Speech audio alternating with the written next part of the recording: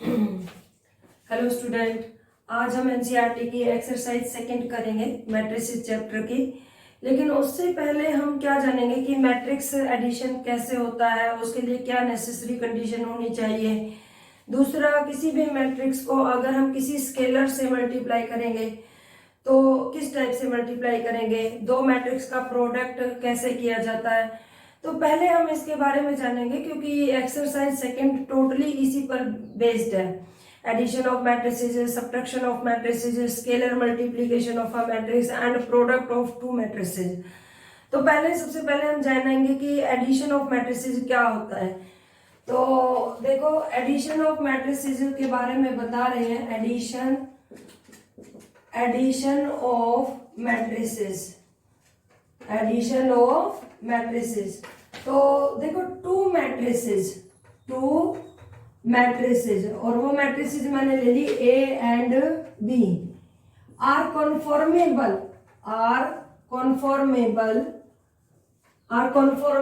For being addition if their order are same, मतलब अगर वो दोनों सेम ऑर्डर की होंगी तभी हम उन मैट्रिसेस को ऐड कर पाएंगे। For example, if A equal to A I J, एक मैंने मैट्रिक्स लिया है जिसका ऑर्डर m क्रॉस n है, और बी मैट्रिक्स का ऑर्डर भी यही लेंगे क्योंकि हमें उन्हें ऐड करना है, m cross n। Then a plus B कैसे निकालेंगे? ईच एलिमेंट मतलब कोरस्पॉन्डिंग एलिमेंट्स आर एडिड। तो बी आई जे, देखो मैंने दोनों का एडिशन किया और एक मैट्रिक्स के अंदर क्लोज कर दिया और ऑर्डर वही रखेंगे m क्रॉस n। तो हम इस टाइप से दो मैट्रिक्स को ऐड करते हैं। एक एग्जांपल ले लेते हैं। सपोज करो a इज इक्वल टू 2 3 5 -1 2 0, ये एक मैट्रिक्स है। एंड बी मेरे पास है 1 2 -1 2 3 2 5। तो हम देखो a प्लस बी, अब आप देखेंगे कि दोनों मैट्रिक्स का ऑर्डर सेम है। इसके अंदर दो रो है, कॉलम 3 है, तो इसका ऑर्डर हो गया 2 क्रॉस 3, इसका ऑर्डर भी 2 क्रॉस 3। तो अब कैसे ऐड करेंगे? Corresponding elements are added.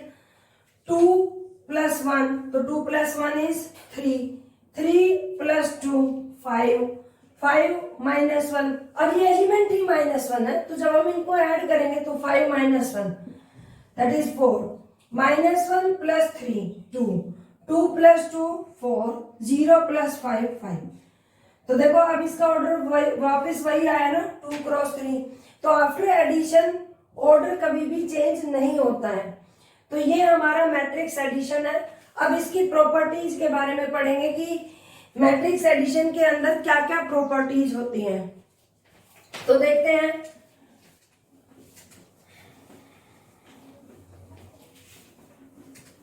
Properties of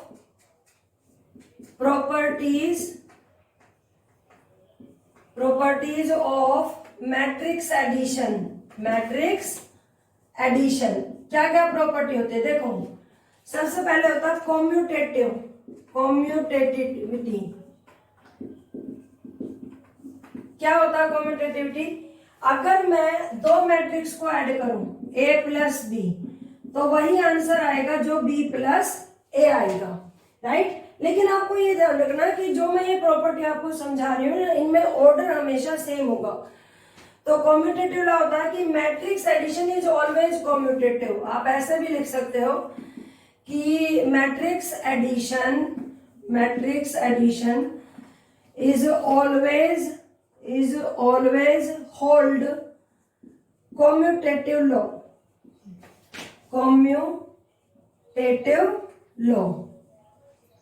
कि वो हमेशा कॉम्यूटेटिव लॉ को होल्ड करता है। सेकंड आ जाइए,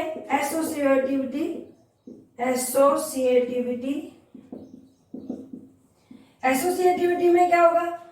3 मैट्रिसेस लेंगे। If A B C are 3 matrices of the same order, then the answer is A plus B plus C. इसका मीनिंग समझते हैं आप कि पहले मैंने बी प्लस सी निकाला और फिर उसमें मैंने ए ऐड किया, then the answer will be equal to A plus B, पहले ए प्लस बी किया देन सी किया।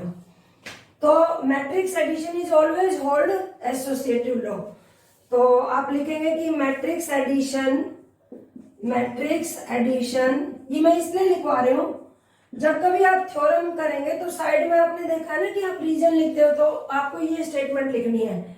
या आप ऐसे भी लिख सकते हो कि addition of matrices always hold associative law. तो matrix addition is always hold associative law, right. Next आ जाइए थर्ड, एग्जिस्टेंस ऑफ आइडेंटिटी। आपने बहुत बार पढ़ा होगा ये वर्ड। क्या होता है एग्जिस्टेंस ऑफ आइडेंटिटी एलिमेंट? आप सुनिए, देखो बेटे, एग्जिस्टेंस ऑफ आइडेंटिटी क्या होता है कि जब हम मैट्रिक्स को ऐड करते हैं ना, तो ए मैट्रिक्स में हम ऐसी कौन सी मैट्रिक्स ऐड करें कि वापिस ए ही आ जाए, और ऐसे केस में नल मैट्रिक्स ही वो एलिमेंट होता है, राइट। क्योंकि ए मैट्रिक्स में अगर आप नल मैट्रिक्स ऐड करेंगे तो वापस ए आएगा। तो this is equal to O plus A. इसका मतलब क्या होता है कि नल मैट्रिक्स, इस ओ का नाम मैंने क्या बताया था, नल मैट्रिक्स। तो null matrix is the identity element for addition of matrices. तो आप इसे लिख भी सकते हैं कि द नल मैट्रिक्स, और नल मैट्रिक्स का दूसरा नाम जीरो होता है। The null matrix is the identity element for matrix addition, fourth देखो, existence of inverse। existence of inverse क्या कहता है कि for every matrix, देखो मैंने क्या लिखा, फॉर एवरी मैट्रिक्स ए, कि दुनिया की चाहे आप कोई मैट्रिक्स ले लें A, there exist a matrix minus A. आपके पास हर मैट्रिक्स के लिए उसका नेगेटिव इंक्लूड होता है। There exist a matrix minus A such that A plus minus A is equal to identity. तो ये प्रॉपर्टी क्या होती है कि ए मैट्रिक्स में हम क्या मैट्रिक्स ऐड करें कि जो ऊपर आइडेंटिटी एलिमेंट आया है वो आ जाए। तो आपको पता है कि ए मैट्रिक्स में आप क्या ऐड करोगे कि नल मैट्रिक्स आए, तो उसी मैट्रिक्स का नेगेटिव ही तो होगा। तो this is equal to minus A plus A. तो in that scenario minus A is the additive inverse of every matrix. तो आप लिख सकते हो कि देयरफॉर, इससे हमें क्या पता चला कि negative of a matrix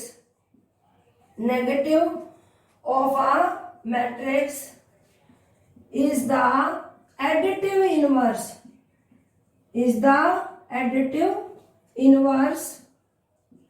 of every matrix.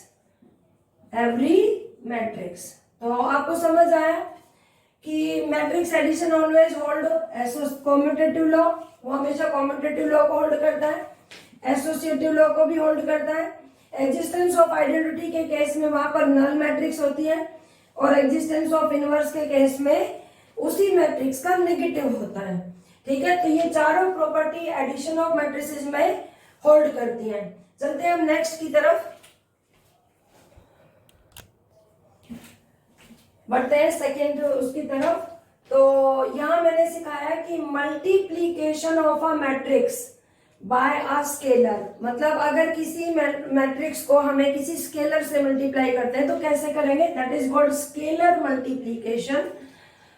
ये क्या लिखा मैंने कि let A equal to A I J be a M cross N matrix. मैंने ए एक मैट्रिक्स लिया है जिसका ऑर्डर एम क्रॉस एन लिया है, एंड के बी एनी नंबर, के कोई भी नंबर है, इधर it may be real number और complex number etcetera, any number called scalar. तो के का नाम क्या होगा, स्केलर।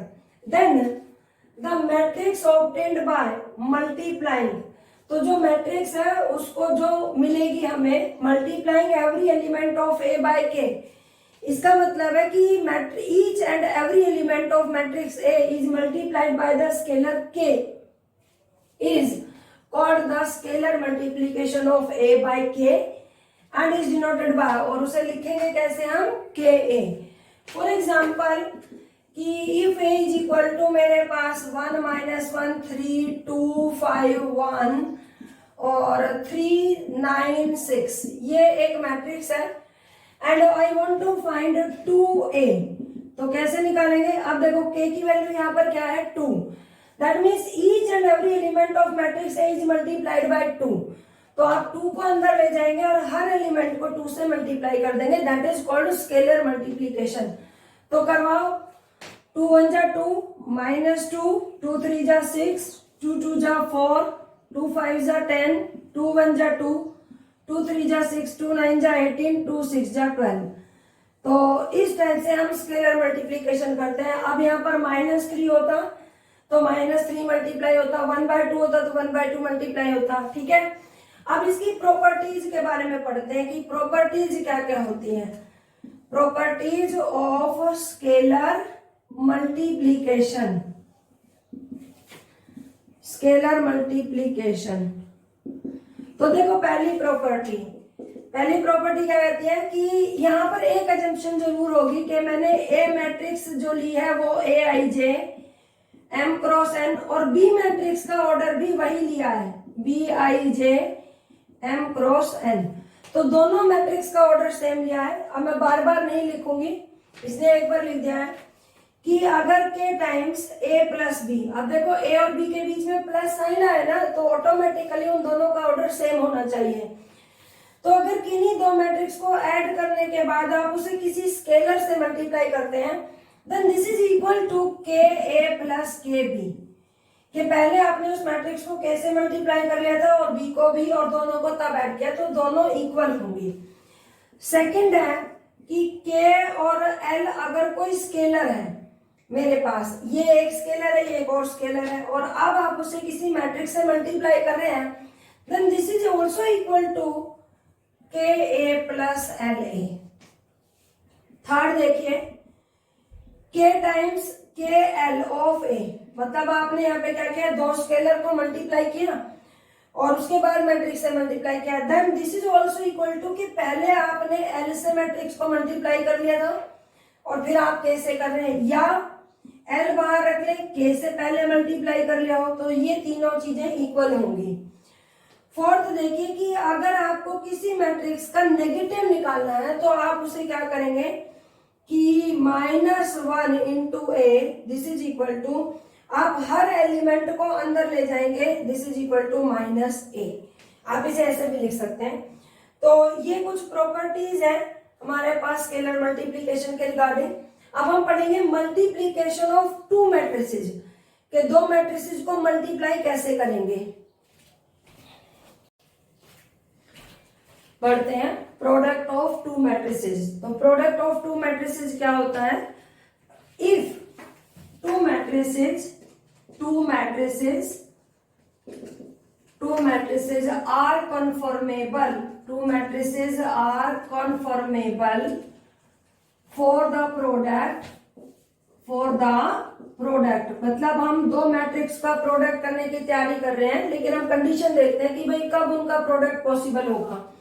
तो मैंने लिखा कि two matrices are conformable for the product if number of column in, और देखो जनरली लिख रही हूं मैं, प्री मल्टीप्लायर का मतलब है कि अगर मैं ए बी दो मैट्रिक्स है, इनका प्रोडक्ट निकालना चाह रही हूं, तो if I want to find A B, then A is the pre multiplier and B is the post multiplier. तो number of column in pre multiplier is equal to number of rows in the post multiplier. समझ आया. तो that is, for example मैं दिखा देती हूँ कि if A is equal to aij, मैंने एक मैट्रिक्स ले ली m क्रॉस n की, एंड b एक मैट्रिक्स ले लेती हूं मैं bij n क्रॉस p की, are two matrices of order ये कितने ऑर्डर की है, m cross n, and b कितनी है, n cross p respectively. Then इसका मतलब आप चेक करिए, ए मैट्रिक्स के अंदर नंबर ऑफ कॉलम कितना है, n, बी मैट्रिक्स के अंदर नंबर ऑफ रोज कितनी है, n, तो बोथ आर सेम, तो that's why A B product defined होगा। देन देखो मैं क्या लिखूंगी अब, then their product A B will be of order m cross p। ये बहुत इंपॉर्टेंट है कि देखो ए मैट्रिक्स का ऑर्डर m क्रॉस n है, बी मैट्रिक्स का ऑर्डर n क्रॉस p है, तो जब ए बी आएगा प्रोडक्ट होके, कंडीशन तो चेक कर ली कि n इक्वल है, उसके कॉलम उसकी रो इक्वल है, लेकिन बात यह है कि जब प्रोडक्ट होगा तो उसका ऑर्डर क्या आएगा, तो आप देखिए उसका ऑर्डर आता है ए की नंबर ऑफ रोज और बी के नंबर ऑफ कॉलम, तो ए बी का ऑर्डर कितना आएगा, m क्रॉस p।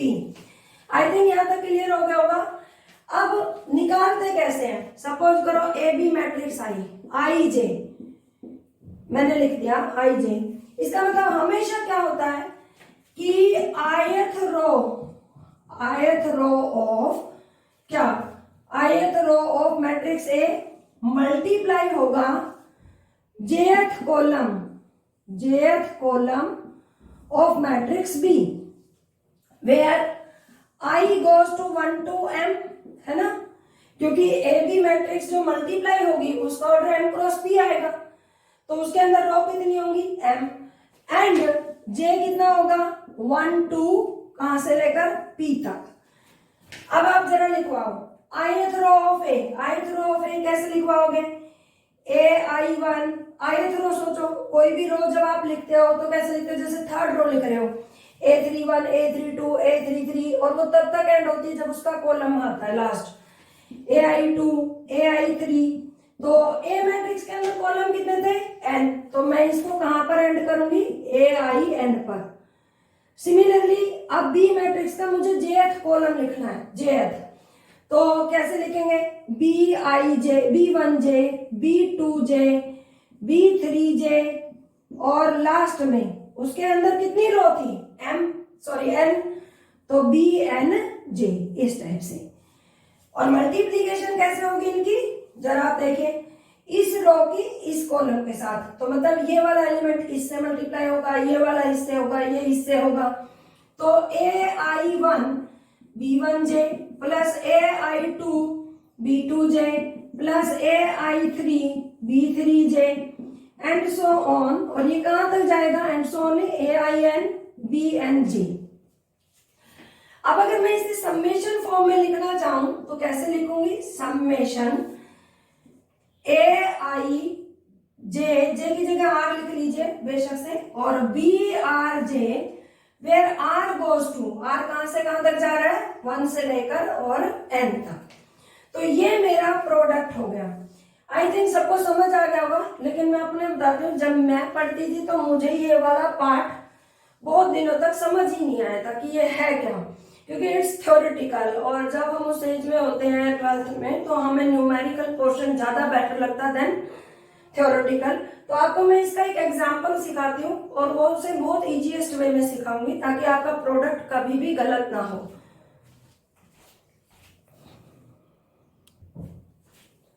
देखो फॉर एग्जांपल एक मैट्रिक्स ली मैंने, क्या ली है, सपोज करो 1 2 3 5 6 9, इसका ऑर्डर कितना लिया मैंने, 3 क्रॉस 2, और अब मैं बी मैट्रिक्स निकालना चाहती हूं तो 1 2 5 9 6 8, ये एक मैट्रिक्स ली मैंने, इसका ऑर्डर ले लिया मैंने 2 क्रॉस 3। अब नेसेसरी कंडीशन क्या है, ए बी को निकालने के लिए आपको pre multiplier is A and post multiplier is B, तो पहली मैट्रिक्स के number of column 2 is the number of column, and यहाँ पर भी नंबर ऑफ रोज 2 है, तो दो बोथ आर सेम, तो हमारे पास जो ए बी है वो डिफाइंड होगी। तो पहले आप क्या लिखेंगे कि नंबर ऑफ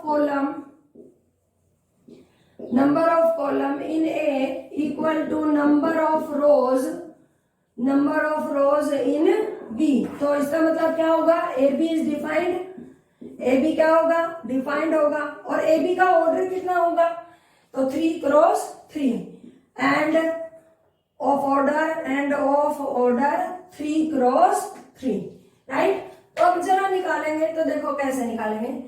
आप एक को लिख लीजिए 1 2 3 5 6 9 और यहां पर आप लिख लीजिए 1 2 5 9 6 8।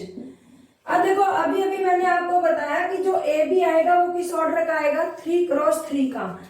इसका मतलब ए बी के अंदर 3 रोज होंगी, R1 R2 R3 और कॉलम कितने होंगे 3, C1 C2 C3, राइट।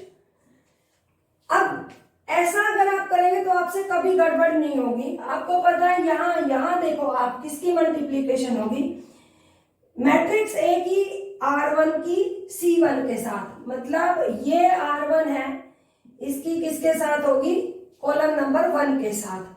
हमेशा प्री मल्टीप्लायर जो मैट्रिक्स होती है उसकी रो का पोस्ट मल्टीप्लायर के कॉलम के साथ ही मल्टीप्लीकेशन होती है। इसलिए आप अगर इस एरो को डाल लेंगे और ऐसे डालेंगे तो आपको हमेशा याद रहेगा इसकी रो चलेंगी और इसके कॉलम। तो फर्स्ट रो की फर्स्ट कॉलम से, देन यहाँ पर first row second column, first row third column, second row first column, second row second column, second row third column, third row first column, third row second row column, third row second column, third column. तो अब देखो R1 C1 multiply करवाइए, 1 की 1 से होगी और 2 की 9 से, 2 9 जा 18।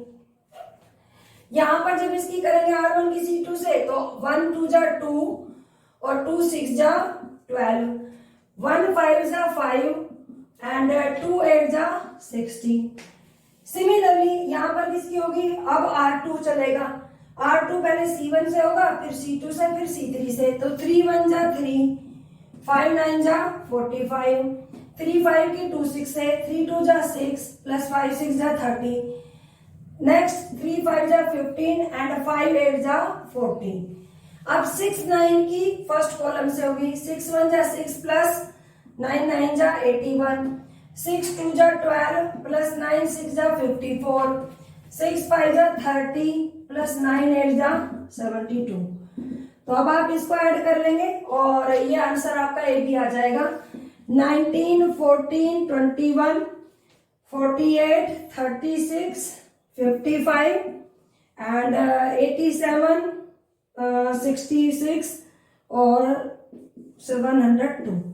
तो ये आपकी ए बी मैट्रिक्स आ गई है। सिमिलरली अगर आपको बी ए निकालना हो, बी ए, तो आप यहाँ पर प्री मल्टीप्लायर क्या है बी, पोस्ट मल्टीप्लायर क्या है ए। तो बी के नंबर ऑफ कॉलम, बी के नंबर ऑफ कॉलम कितना है 3, ए का नंबर ऑफ रोज कितना है 3। तो देखो मैच करेगा तो बी ए भी डिफाइंड होगा। तो जब आप चाहो तो आप ऐसे लिख सकते हो कि बी मैट्रिक्स का ऑर्डर 2 क्रॉस 3 है, ए मैट्रिक्स का ऑर्डर 3 क्रॉस 2 है। ये दोनों मैच कर गए और बी ए का ऑर्डर कितना आ जाएगा 2 क्रॉस 2 का। तो सिमिलरली जब आप बी ए निकालेंगे तो वहां पर आप 2 क्रॉस 2 की matrix R1 R2 C1 C2, तो आपको पता चलेगा कि बी मैट्रिक्स की रो और ए मैट्रिक्स के कॉलम से मल्टीप्लाई होंगे। ठीक है, आई थिंक क्लियर हो गया होगा। आप पढ़ते हैं प्रॉपर्टीज ऑफ मैट्रिक्स मल्टीप्लीकेशन। अब देखिए properties of matrix multiplication, that is very very very important part. तो फर्स्ट प्रॉपर्टी है कि मैट्रिक्स मल्टीप्लीकेशन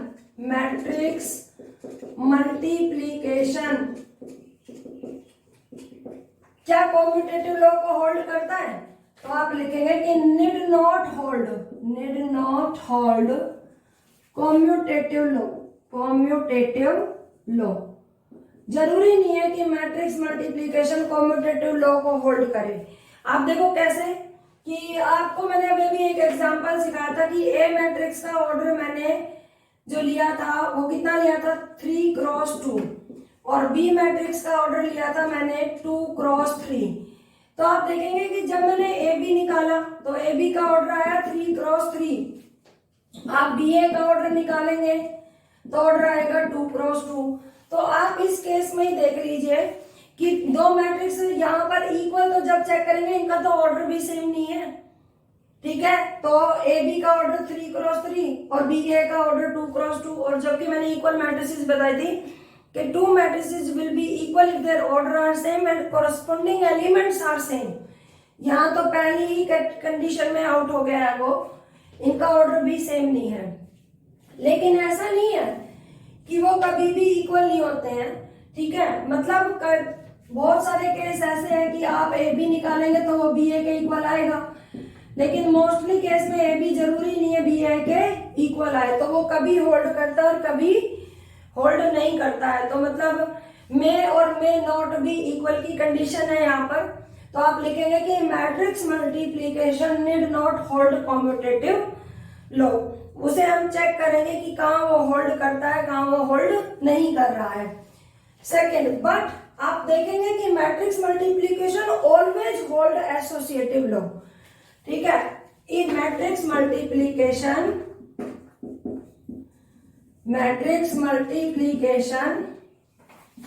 is always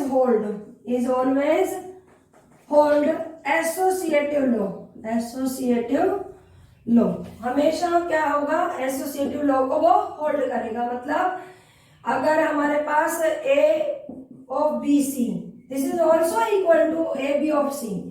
अब देखो बहुत सारे स्टूडेंट इसमें भी कंफ्यूज रहते हैं कि वो ऐसा एग्जांपल देंगे कि इसे हम निकाल ही नहीं सकते। मतलब ये कंडीशन तब होल्ड करेगी जब आप उनका प्रोडक्ट डिफाइंड होगा।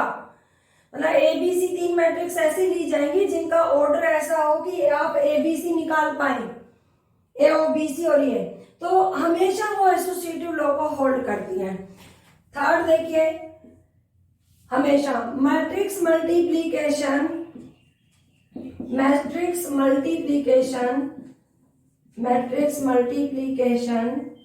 is distributive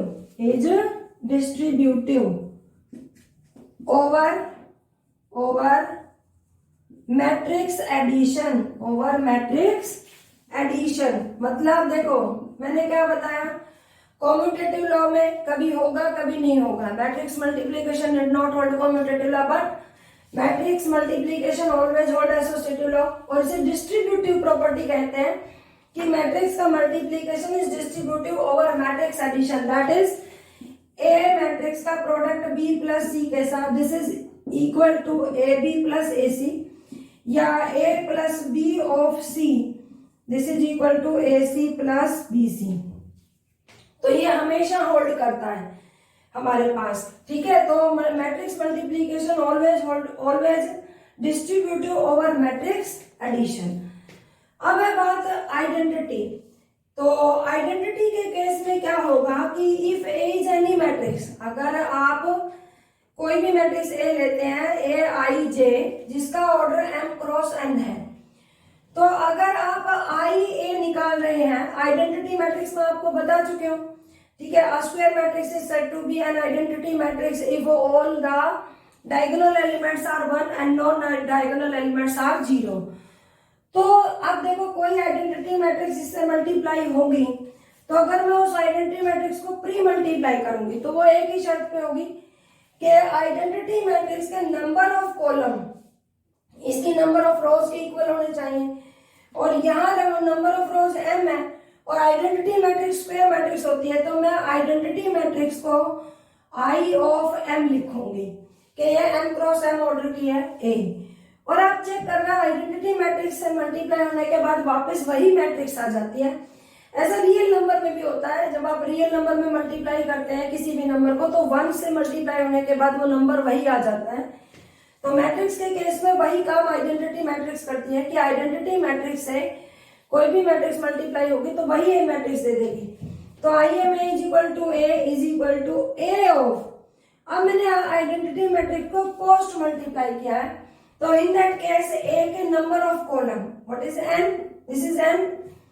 तो जो आइडेंटिटी मैट्रिक्स है वो कितने ऑर्डर की ली जाएगी, n, क्योंकि number of column is equal to number of rows of the identity matrix.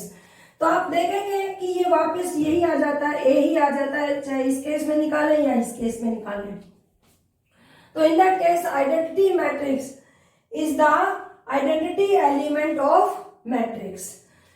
Fifth है कि अगर आप किसी मैट्रिक्स की इंटीग्रल पावर निकालना चाह रहे हैं, पॉजिटिव इंटीग्रल पावर, नेगेटिव नहीं, तो पॉजिटिव इंटीग्रल पावर का मतलब है, सपोज करो आप ए स्क्वायर निकालना चाह रहे हैं, तो ए स्क्वायर आप कैसे निकालेंगे, ए इंटू ए। अगर आप ए क्यूब निकालना चाह रहे हैं तो आप इसे ए स्क्वायर इंटू ए लिख सकते हैं, या ए इंटू ए स्क्वायर इस टाइप से निकाल सकते हैं। तो किसी भी मैट्रिक्स की पॉजिटिव इंटीग्रल पावर हमारे पास जैसे a raise to power m n, this is also equal to a raise to power m raise to power n। तो आई थिंक क्लियर हो गया होगा। ये हमारी कुछ प्रॉपर्टीज हैं मैट्रिक्स की मल्टीप्लीकेशन के केस में। और अब इन्हीं तीनों चीजों के बिहार पर वो कौन कौन सी, matrix addition, scalar multiplication of a matrix and product of matrices. तो हमारी पूरी एक्सरसाइज सेकंड जो है वो उस पर डिपेंड करती है। तो आई थिंक आपको कंसेप्ट क्लियर होगा। अब हम अपनी एक्सरसाइज सेकंड की तरफ बढ़ते हैं, ठीक है। Okay students, thanks.